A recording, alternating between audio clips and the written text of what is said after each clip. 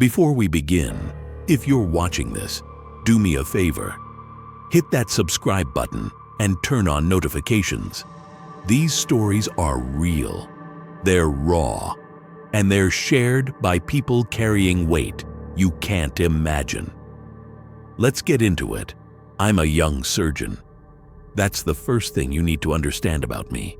Most of my colleagues are older, seasoned, with decades of experience carved into their hands. But me, I pushed through medical school at lightning speed. I rushed into residency.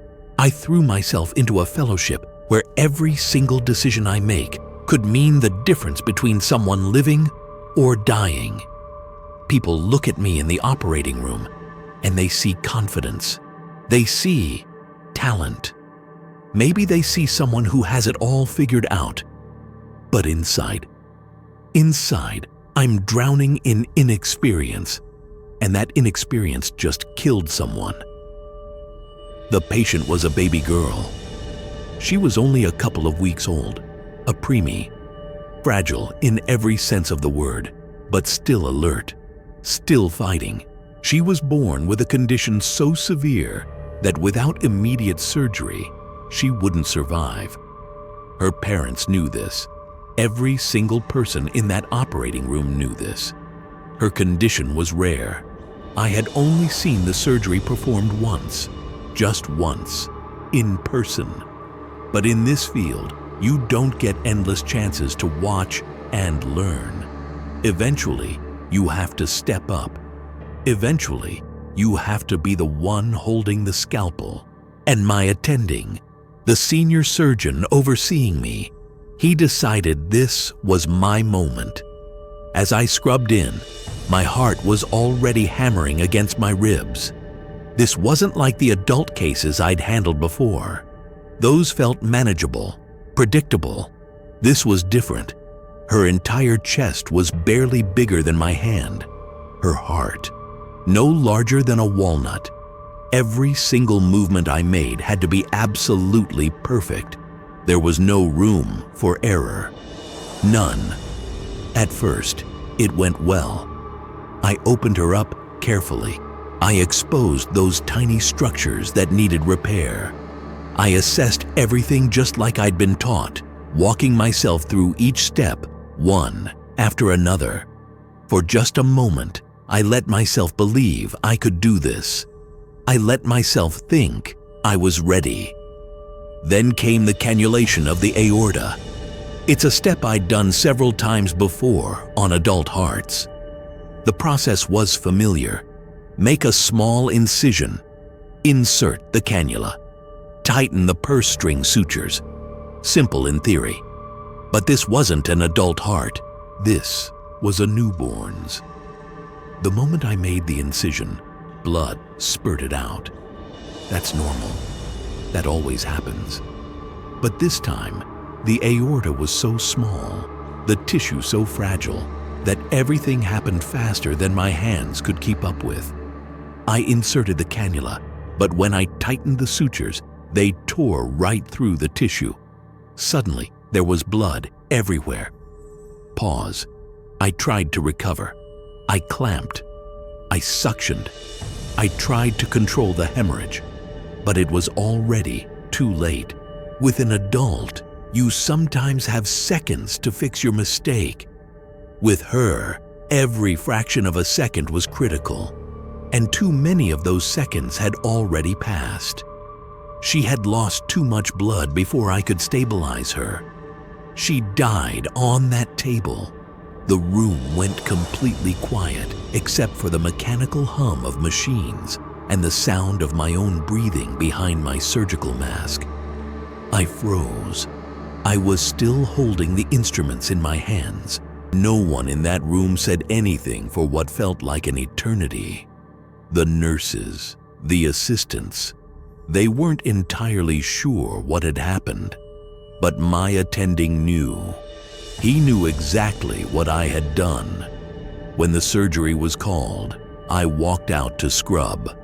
I thought maybe I could use that moment to collect myself, to breathe, to process what had just happened.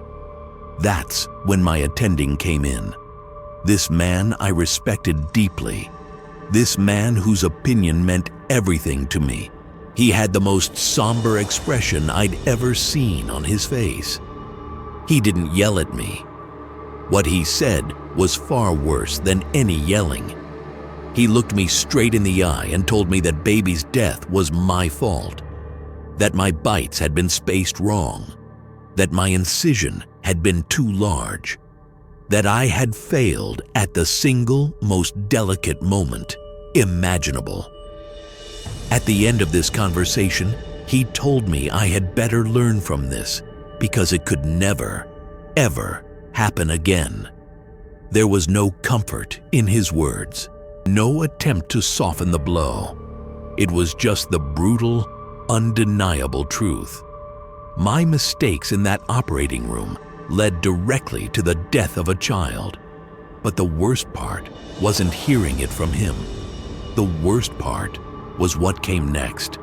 I had to stand just feet away while he went to speak with her parents. I stood in the corner of that room as he sat them down and explained that there had been complications, that despite our best efforts, their daughter hadn't made it. If you're still watching, leave a comment below. Have you ever made a mistake you can't take back? How do you live with it? I'll never forget the sound of their cries echoing down the hospital hallway. I'll never forget the way the mother collapsed into her husband's arms. I'll never forget the way he buried his face in his hands, like the weight of the entire world had just crushed him into dust. They had trusted us. They had trusted me with their daughter's life, and I utterly, completely failed them. Since that day, I haven't been able to stop replaying it in my head. Every single moment of that surgery, over and over like some cruel loop I can't escape. I wonder what would have happened if my attending had stepped in sooner, if he had taken over at the crucial moment.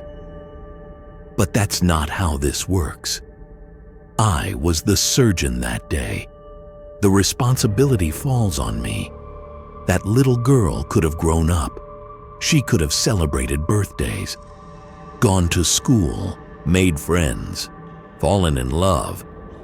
She should still be alive right now, cradled safely in her parents' arms. But instead, she's gone. And I can't escape the feeling that it's solely because of me. I keep asking myself if I'm really cut out for this. Being a surgeon isn't like most professions. When we make mistakes, people don't just lose money or time, they lose their lives. And no amount of learning, no amount of experience can change the fact that someone had to die for me to gain that knowledge. I wanted this career because I thought saving lives would give my own life meaning. But now, I can't stop wondering if I have the right to keep doing this. If every time I pick up a scalpel, I'm gambling with someone else's future. I don't know if I can forgive myself for what I did. I don't know if I should. Let me tell you about someone who almost didn't make it. Someone who came inches from ending everything. And the strangest part? The person who saved him doesn't even know they did it. This happened nearly a decade ago. At the time, this person was going through one of the darkest periods of their life. Everything felt heavy. Work wasn't going anywhere. They didn't feel like they had any real direction. Every day was a repeat of the one before. Their own personal Groundhog Day. The people around them probably thought they were just stressed or burned out. But inside, they were drowning. They didn't talk about it with anyone. They bottled everything up. They thought it was their responsibility to handle it themselves. That admitting how badly they were struggling was a sign of weakness. They know now how dangerous that mindset is. But at the time, it was all they knew. One night, they got in their car and just started driving. No destination, no plan, just an overwhelming urge to escape their life. Eventually, they ended up at a bridge on the outskirts of town. Looking back, they can't even say if they had a real intention of jumping. Maybe they did. Maybe they just wanted to scare themselves into feeling alive. Or maybe they just wanted to sit there, staring into the void, letting the thought linger. That's what they did. They parked the car, turned off the engine, turned off the lights, and they sat there in complete silence with their thoughts for 30 minutes. They didn't move. They just stared out into the darkness, thinking some of the worst thoughts they'd ever had, thoughts that, even now when they recount them, still make them shudder. It felt like they were getting closer and closer to making a decision. And that's when their phone chimed. It was a text from their girlfriend. Something simple and completely normal. "Are you working overtime tonight? When should I have your dinner ready?" That was it. Those two simple questions absolutely shattered them. They went from sitting there like stone to sobbing so hard they couldn't catch their breath. They kept thinking, how could they have even considered doing something so selfish? How could they think about leaving behind the one person who actually cared about them? Her text reminded them that they mattered. They mattered to her.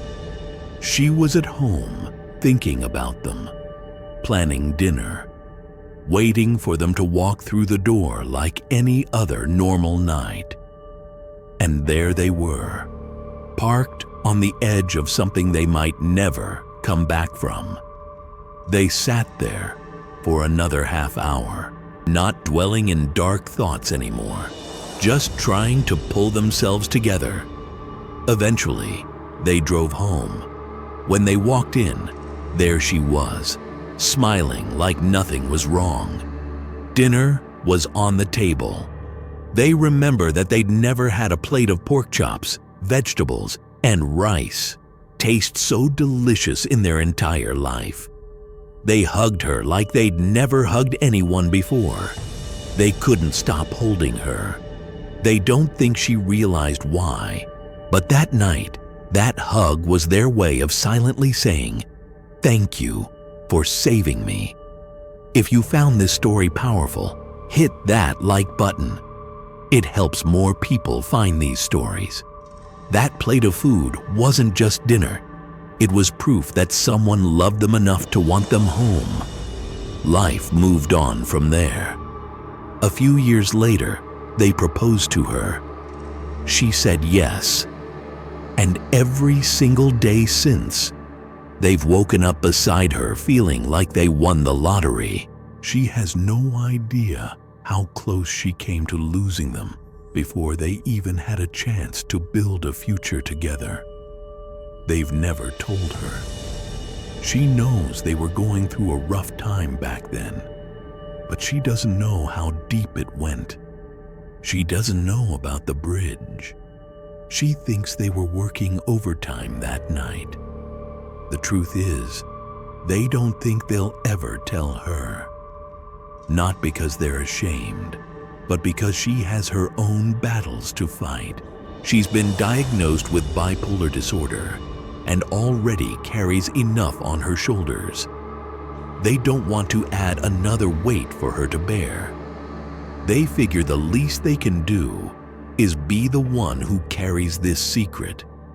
They go with her to therapy every week and wait in the lobby while she talks with her counselor. They've read countless books and articles about bipolar disorder, trying to understand what she goes through and how best to support her. It feels like the smallest thing they can do in return for the gift she gave them without even knowing it. Sometimes, late at night, they still think back to that moment on the bridge. How such a simple text, just a reminder that someone cared, pulled them back from the edge. They can't help but wonder how many other people out there have been in that same position, waiting for some kind of sign, a reason to turn their car around and go home. That's why I'm sharing this story now, because the truth is, it doesn't take a grand gesture to make a difference in someone's life. Sometimes it's the smallest acts of love that save people. A question, a hug, a plate of dinner waiting on the table. We don't always get to know what battles the people around us are fighting. We don't always see the darkness they carry. But what we can do is choose kindness. We can reach out, ask questions, check in, remind the people we love that they matter to us. Because you never know, the difference between someone staying and someone leaving could come down to one simple moment of love. This person's wife saved them with a text message she doesn't even remember sending. That's how powerful love can be. Let me tell you about something that happened at a funeral, something that still haunts the person who did it. This person's mother used to go to funerals at her church for elderly people with no remaining family, or for unidentified homeless people. They're not particularly religious as an adult, but they try to continue their mother's legacy of good deeds by attending funerals when there's no one else. Usually not more than once or twice a year, because that's about all they can emotionally handle. They were at one a few weeks ago for a retirement home resident who had no remaining family. There were only 4 or 5 people there, mostly church couples. All of them would have been strangers to the deceased woman. There was a biblical reading. They prayed. About 15 minutes into the service, a young man came running in, crying. He told the pastor he was sorry he was late, but he had only just been contacted that morning and he wanted to say a few words. He gave a tearful, heart-wrenching eulogy about how he couldn't believe he'd let himself lose touch with his mother, that they'd always had a turbulent relationship and eventually grew estranged. But when he got the phone call this morning about his mother's death, it hit him that it had been a full 6 years since they'd spoken. He only wished he could have been the bigger man. The especially troubling thing was, he kept saying things like, "As most of you probably know, my mother was an avid reader," or, as she may have mentioned, "Our family dynamic was never the same after Pop died." And the person telling this story came to an uneasy realization. He thought everyone there was friends of hers. He had no idea they were all complete strangers, attending out of duty or pity. So he sits down and whispers to the pastor, "How many other speakers are there?" And this poor pastor is faced with a terrible task of having to reveal that his mother evidently died without any friends. The pastor just says, "There are no more." He's clearly searching for the words to break this to the guy when he cuts him off and says, "Of course, I'm sorry I was so late. I never called the home to update my contact info after I got out of the service, and I was in Canada for work when they finally got a hold of me." He said he really wanted to talk to the pastor more after the service. So they said the closing prayer, and that was that. The young man started asking the pastor questions about how involved his mother was in church life. Then one of the women, not realizing this conversation was going on, announced at the podium that everyone should filter into the main lobby for light refreshments. Nobody wanted to be the one who had to explicitly state They were just there out of duty or pity. So people lined up, received the son, offered condolences, but then everyone rushed out without even stopping for a cookie. He tried to stop people leaving. He asked them questions, but they were too quick. The person telling this story couldn't bear it. It was all too emotional. They'd never experienced anything like this at one of these funerals, so they did something they still regret. Before I continue, if you haven't already, please subscribe. These stories need to be heard. They walked over to him and said, "I'm so sorry. Your mother's loss hit me very hard. I have to say, I wasn't sure you'd come." As the words were escaping their mouth, their head was screaming, "What are you doing? Shut up." But his face lit up and he said, "Please, can you sit down for a minute? I have a lot of questions." They quickly qualified that they weren't terribly close to his mother, but he said that didn't matter. He was just glad his mother had some people in her life because she'd always had a hard time making friends. He couldn't understand why she'd want to move out here, apparently a couple states away from where she'd lived her adult life. He then launched into his whole life story. He said, "I don't know how much my mother has told you." And they said, "Not too much. She was pretty introspective, you know, trying to say things that felt personal, but were vague enough to be universally applicable." He explained that he was adopted by his mother, and he wasn't surprised they didn't realize it, because she always treated him the same as her biological son. Her biological son was killed in war. It took a hard toll on her and her husband, and then her husband died of a heart attack just a couple of years later.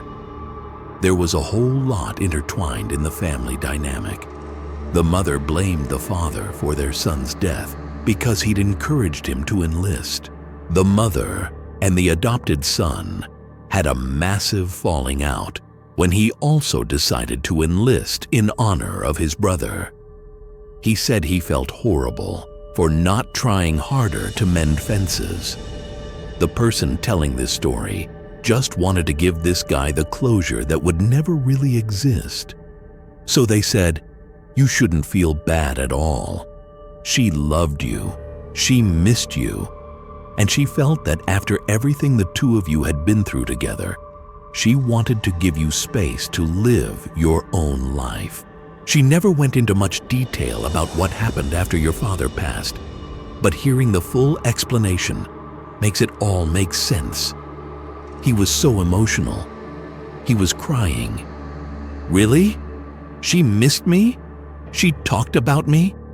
And they said, "Of course she did. She was so proud of you. She'd tell everyone who would listen that you were out protecting the country and you were an officer. But it was hard on her too. Every time there was news of a military death, she'd stop whatever she was doing and just be glued to the TV, praying it wasn't you or someone you knew." The guy was openly sobbing at this point. He asked general questions about what she was like in her last few years, what she did during the day. They tried to stick to the vaguely applicable but memorable theme. They said she played board games. She watched the news. He asked if she was still conservative. They said she was still deciding what to think, since the Republican Party had changed so much since her youth. They made up favorite foods, favorite songs. Said she loved Ariana Grande's music until she saw how promiscuously she dressed. Said she loved the therapy dogs that would visit the home. At the end of all of this, he thanked them profusely. They talked about what to do with the body. Everything he said was logistically easy for him. "I was thinking of cremation so I could keep an urn and talk to her without having to drive to a cemetery." Or, I wonder if she'd want to stay here, or if she'd be okay being taken back. The person just said they thought that's definitely what she would have wanted for all of it.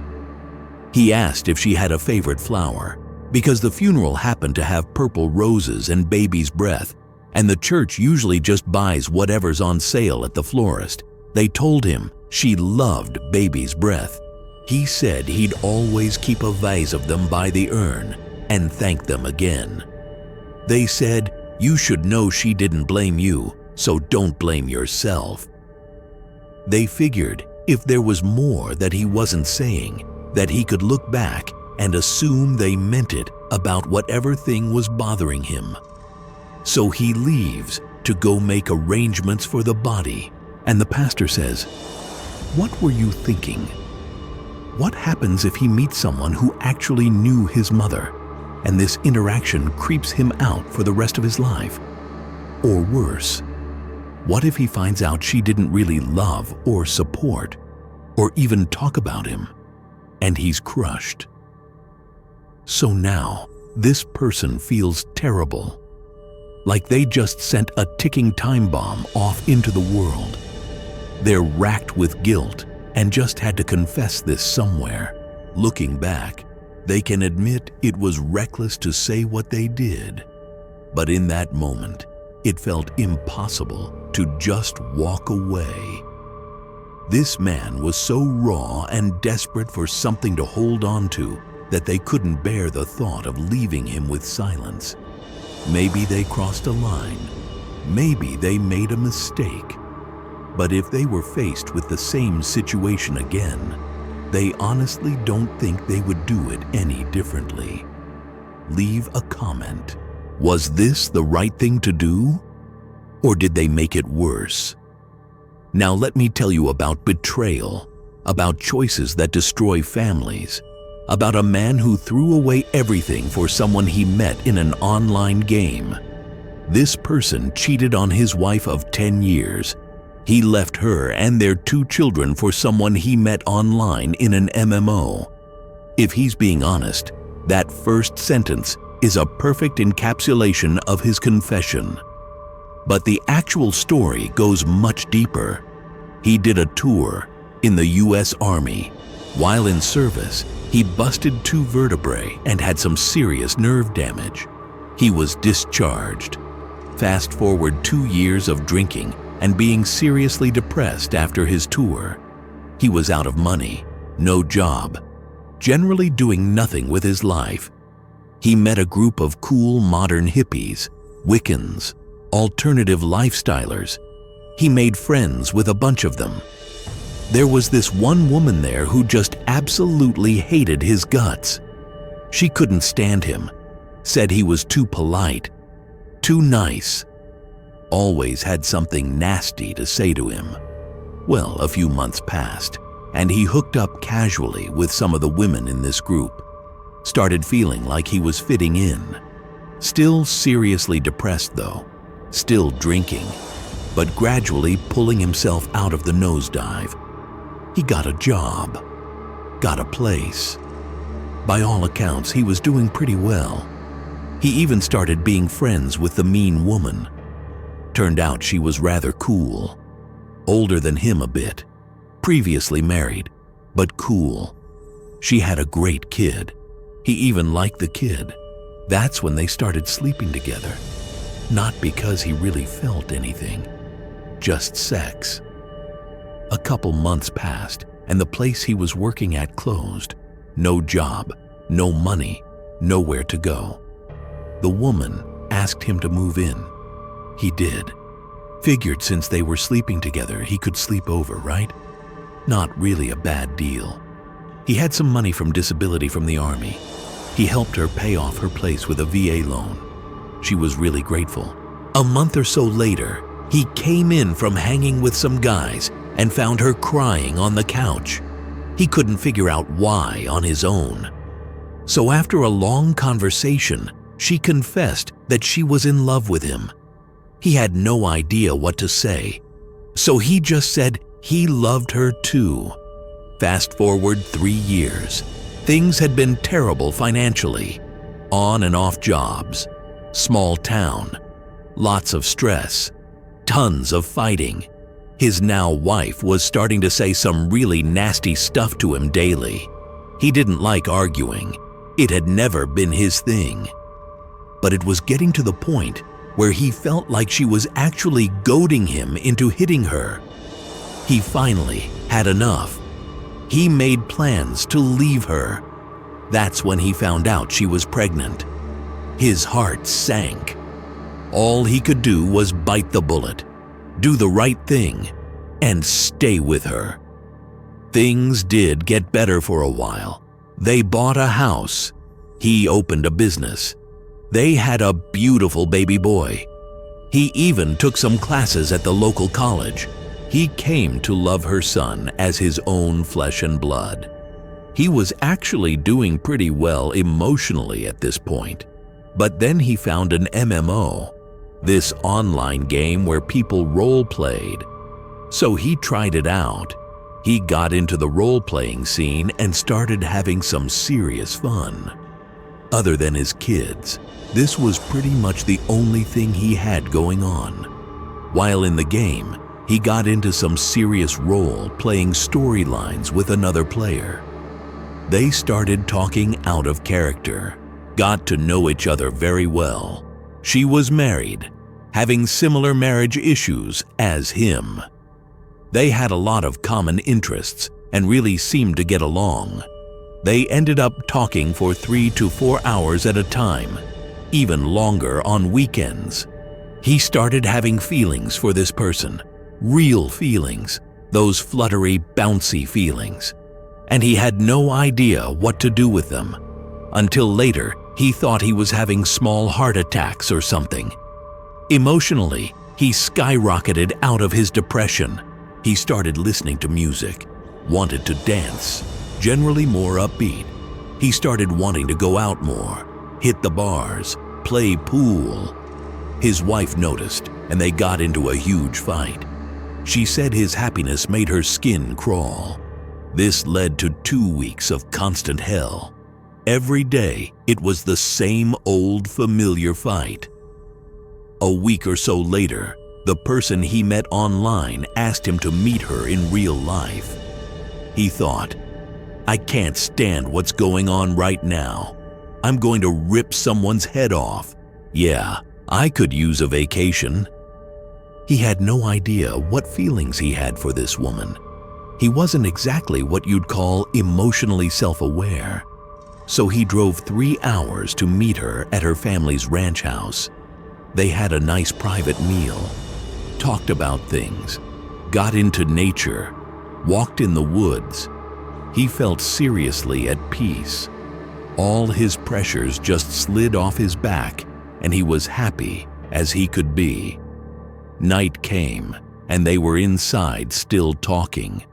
They got tired, and there was a futon. They both just kind of laid down and cuddled up. And as they say, one thing led to another. The weekend was amazing. He'd never felt like that with anyone. Everything was absolutely perfect. He didn't even feel any guilt about cheating. Time came, and he had to go home.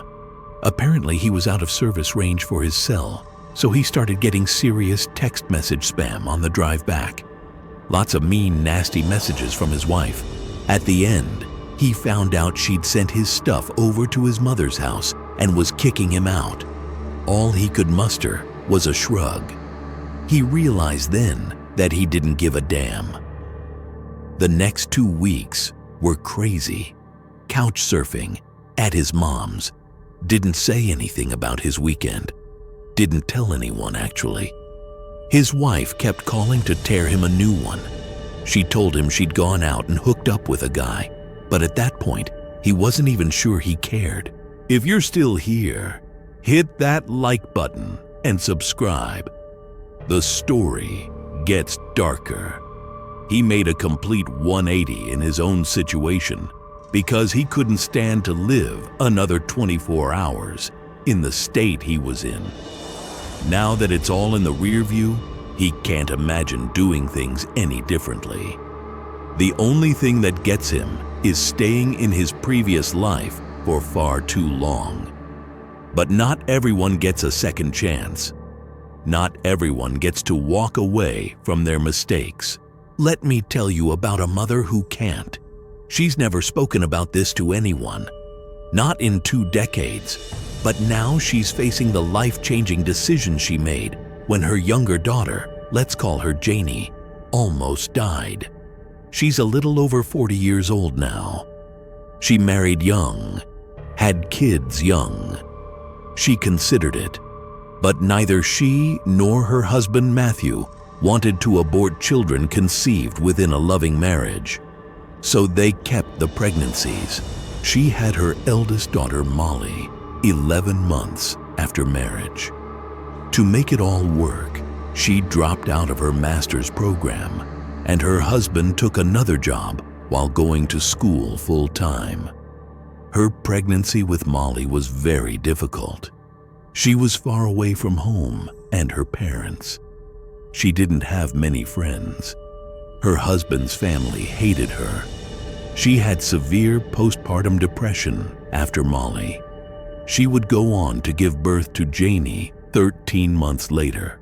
You'd think they'd have learned to be more cautious after the first unexpected baby. But there they were. Janie's pregnancy was better, but it was a difficult birth. Her umbilical cord was wrapped around her neck. By the time the doctors realized it, she was too far into labor to be rushed in for a C-section. Janie came out frail and completely blue, but she was healthy, and that's what mattered. 2 difficult pregnancies so close together had really wrecked her body. She was exhausted, not just physically, but emotionally too. She had no support system. Matt was always working or in class. He didn't have the capacity to be there for her physically or emotionally. He simply didn't have time to listen to what she was going through. One evening, about a month after they brought Janie home from the hospital, she was sleeping in her crib. Matt was at his desk working. She was in the bathroom, giving Molly a bath. She heard Janie starting to cry and figured Matt, who was in the room with her, would hold her. She heard her crying for a few more minutes still. She was getting ready to wrap up Molly's bath. She knew she'd be able to check on Janie in just a moment. Then she heard Janie shriek. She quickly lifted Molly out of the tub and wrapped her in a towel. Matt was in the living room holding Janie against him. His face was totally blanched. Janie had stopped crying. When she asked what had happened, he lied and said she was fine. But she wasn't fine. A mother knows. She took Janie from him and examined her. She found a massive bruise forming on the side of Janie's head. She asked again what happened. He said she must have hit her head on the crib somehow, but the story didn't make sense. The crib was padded. How could she have gotten such a bad bruise? She took Janie to the emergency room. The doctors examined her. They asked questions, careful questions, questions about how the injury happened. She repeated what her husband had told her. They didn't seem convinced, but they couldn't prove anything. Janie was released with instructions to monitor her closely. When they got home, she confronted her husband again. This time, he broke down. He admitted that he'd been frustrated. The baby wouldn't stop crying. He was trying to work. He was stressed about school, about money, about everything. He picked Janie up out of her crib, and he shook her. He shook her hard. The confession hung in the air between them like poison. He shook their baby. He could have killed her. He could have caused permanent brain damage. And then he lied about it. She told him to leave. He left. For weeks, she was alone with the girls, trying to figure out what to do, how to move forward. She was terrified, overwhelmed. Her family was far away. She had no support system, no job, no money of her own. She was completely dependent on her husband financially, and she made a choice. A choice she's regretted every single day since. She let him come back.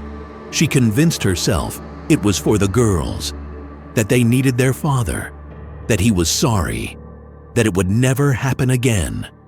She told herself she was doing the right thing. But Janie never forgot. Even though she was too young to remember consciously, something in her knew. As she grew up, she was different around her father. Distant, wary. The relationship was always strained. When Janie was a teenager, the truth came out. Her mother doesn't know how. Maybe Molly said something. Maybe Janie pieced it together from fragments of overheard conversations. But one day, Janie confronted them both. She asked her mother, "Did he hurt me when I was a baby?" And her mother couldn't lie. Not anymore. She told her the truth. She told her what her father had done. And she told her she'd let him come back anyway. Janie looked at her mother with tears streaming down her face and said, "You knew. You knew what he did, and you let him stay. You chose him over me." She tried to explain, tried to make her daughter understand the impossible position she'd been in. The fear, the lack of options, the belief that it was better for the girls to have a father. But Janie didn't want to hear it. Janie cut them off, both of them.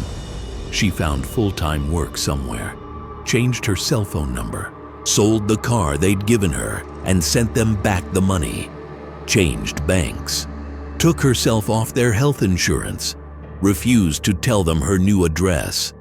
She's still close with her sister Molly. Whenever this mother asks, Molly tells her how Janie's doing. It's very painful for Molly to have to keep her sister's secrets all these years. This mother doesn't blame Janie for being angry. She thinks she's more angry at herself than Janie is angry at them. She's become desperate for the first time since she was a child. She's gone back to church. She prays that her daughter will call her one day. These days, she tortures herself by looking through Janie's baby pictures. Years and years ago, she thought her biggest regret was giving up her master's degree. Now her biggest regret is failing to protect her baby girl, her lovely, beautiful Janie. She reunited with her husband not for her benefit, but because she believed it would be better for both her daughters. Other than this terrible instance when he hurt Janie and lied about it, he was a kind father. Like her, she believes he spent many years suffering in silence. She truly believes he was sorry, despite the fact that he has serious flaws that mean he's unable to face what he did because of his shame. She came back because she thought about whether it was better for her children to grow up with a father who she knew loved them, or without a father figure, or worse, with a father figure who might never love them as his own. She felt it was lose-lose. If she had left, they might have grown up resenting her for not having a dad in their lives. She was told Janie would be fine. She wanted to believe it.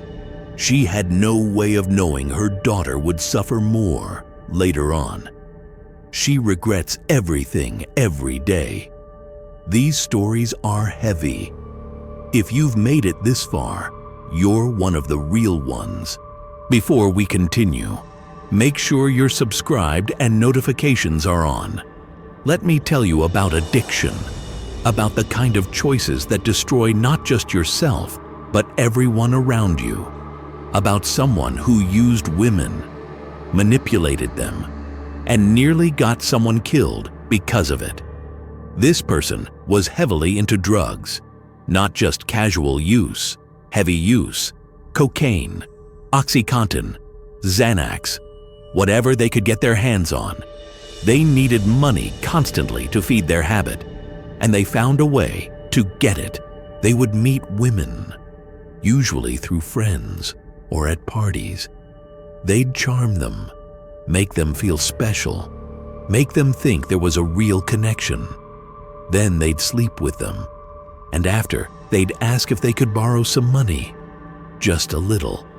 They'd pay it back soon, promise. Most of the time, the women would give it to them, sometimes $20, sometimes $50, sometimes $100. They never paid it back. They'd just move on to the next woman. It was a system, a terrible, manipulative system. And it worked. Their younger sisters started doing the same thing, following their example, meeting guys, sleeping with them, taking their money. They taught her how to do it, how to play the game. They were proud of it at the time, proud of how clever they were. One night, they had a date set up with a woman named Mary. They'd met her through their dealer. The dealer said she was down for whatever, that she liked to party. They met at a cheap motel. She seemed nice, a little nervous, but nice. They did some drugs together, a lot of drugs. Things started getting hazy. They remember bits and pieces, laughing, music, more drugs, then nothing, complete blackness. They woke up in a hospital 3 days later. Their head was pounding. Their body felt like it had been run over by a truck. They were covered in bruises. A nurse told them they'd been found unconscious in that motel room, severely beaten, overdosed. They spent the next few days in the hospital being treated for a variety of things. A concussion that required drilling a hole in their skull, broken ribs, a broken hand that never quite healed correctly, and withdrawal from all the drugs they were on. When the police spoke with them, they refused to answer questions until the police asked if they knew their friend Mary had been assaulted as well. They remember feeling, and still feel, the shame of realizing they'd never even considered what happened to her. Turns out, she'd been violently raped while they were unconscious. They beat her badly, too. They think that's the first time they honestly felt guilt about what they'd been doing for the last few years. Not even their sister getting arrested had been enough to make them realize what a terrible person they'd been. But being shown pictures of Mary's face, all swollen and bruised, made them cry like a child. They told police everything about their dealer and how he'd set up the date with Mary that night. But nothing ever came of it. The dealer kept his mouth shut. Even though they raided his home, they only found a little weed, no money, no guns, no heavy drugs. All he got was a slap on the wrist. They cleaned up after that. They've been drug-free for over 5 years now. But Mary, last they heard, is still a heavy user. Their sister got clean and is now in college, but she's had a string of abusive boyfriends, and they know that's probably their fault. They were her big brother or sister. They taught her that people only wanted her for one thing. She's had a hard time unlearning that lesson. The other women they manipulated and stole from, they barely even remember most of them. And they're far too much of a coward to try to track them down and apologize. These are the stories people carry with them. The regrets that eat at them every single day. The choices they can't take back. The damage they can't undo. We all make mistakes. Some of us make mistakes that cost lives. Some of us make mistakes that destroy families.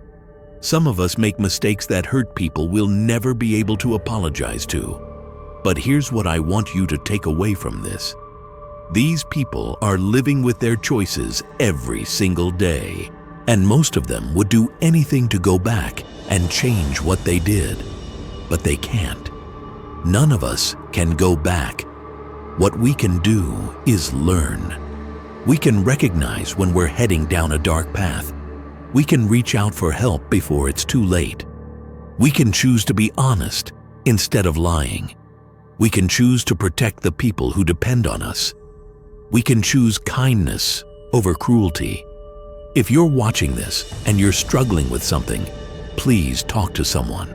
If you're carrying a secret that's eating you alive, find someone safe to tell. If you're making choices you know are wrong, stop before it's too late. Because the people in these stories, they're living proof that you can't outrun your mistakes. They follow you. They haunt you. They change who you are forever. If this video affected you, leave a comment. Share your thoughts. Have you ever carried a regret like this? How did you move forward? And if you haven't already, subscribe to this channel. Hit that notification bell. These stories matter. They're real. They're raw. They're the things people whisper in the dark when they think no one's listening. Thank you for watching. Thank you for listening to these confessions without judgment. Remember, we're all human. We all make mistakes. The question is, what do we do with them after? Take care of yourselves. Take care of each other. And I'll see you in the next one.